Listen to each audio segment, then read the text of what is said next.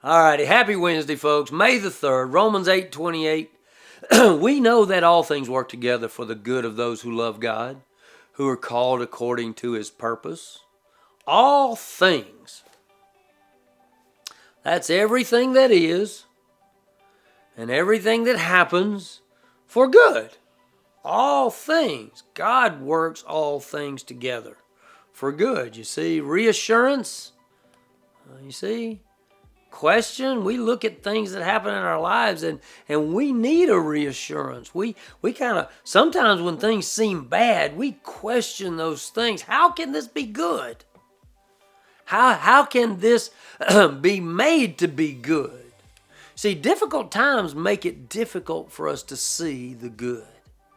And yet we have a faith. We know God. We know things about God. We know how God works, and we've seen how God works in our lives. That is, if we've been walking and talking with God, and our relationship with God is strong. You see, we understand that difficult times, guess what? Difficult times are difficult. But we know by faith that God is in control.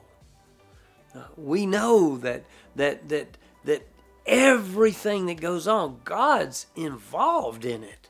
God's at work in it. And so all things mean good and bad things. You see?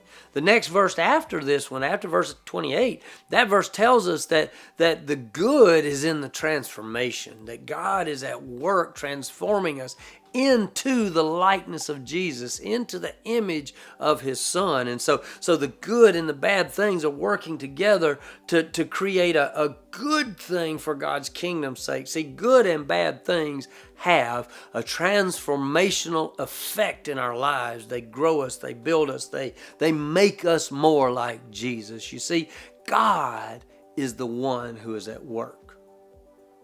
Can we trust God to use bad things for our good?